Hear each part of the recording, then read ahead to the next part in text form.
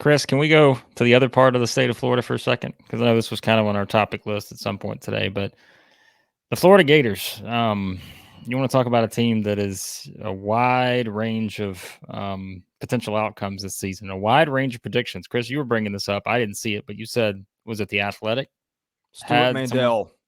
Yeah. what was the prediction again that they had for Florida? He rolled out his SEC East, well, and West two picks today. He's got Florida going 1-7 in the SEC, 3-9 overall, and Billy Napier getting fired at the end of the season. Now, look, I think firing Billy Napier would be a big mistake, but we have said this all off season.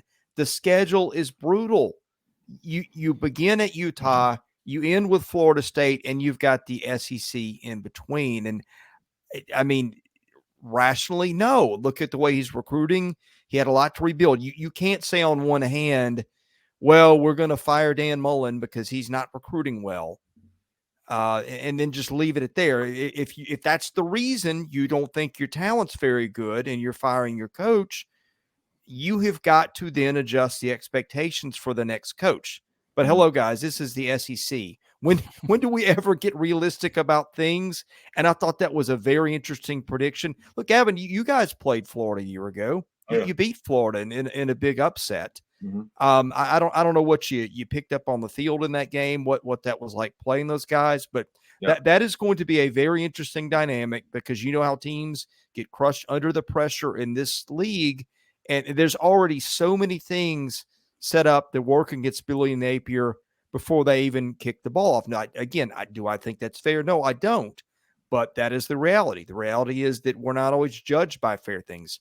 Yeah. Patience is run thin, and I'm very interested to see if that doesn't go the way people in Florida hope. What's that in like?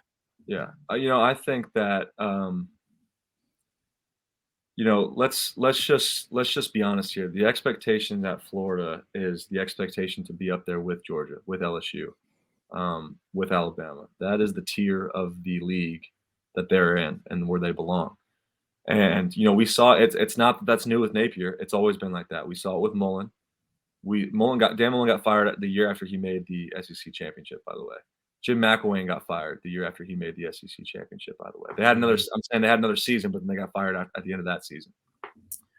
And so it happens quick, and it can happen real quick. And I think that, you kind of, and you guys all know what I'm talking about, that momentum of hot seat kind of heats up a bit and rolls and rolls and rolls. And I think, honestly, a lot of coaches get fired just because, athletic departments and ADs are kind of hear too much of it. And that's how I think that, and we've seen it. I mean, we saw it when my man, oh my gosh, the Tennessee hire that never happened.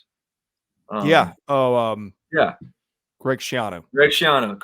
Thank you. Sorry, I couldn't get there. And Greg Schiano was the head coach of Tennessee until the fans decided they didn't want him, and then he wasn't. And so I think now in the day and age of social media, I think the fans have a lot more control, and I think they have a louder voice in the department heads, what that looks like. And so for Florida, yeah, and we played Florida last year. I'd be lying to you if I told you it felt the same as when we played Georgia. It didn't feel the same when we played Alabama. And it was just a little less physical and a little more forgiving. I don't mean to, crap on Florida or anything like that, but I'm just being candid here. And to me, the biggest question mark as well is then you go on, you make a bowl game, you go 6-6 at Florida. Okay, but they get absolutely boat raced against Oregon State in the Las Vegas Bowl, where those bowl games are really telling because you're on campus when no one else is, having all these extra practices for one game, and you go out there and lay an egg in Las Vegas against a Pac-12 team that you should beat 10 out of 10 times and get beat by 30.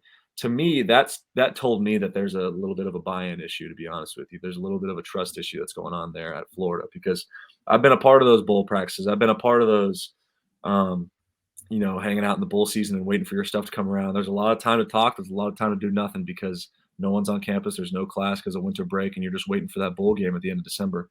And so to me, that was really telling, and I did not exactly give me confidence for the Gators heading into this year. So I'd be interested. Do I think 3-9 is possible? Like whoever predicted?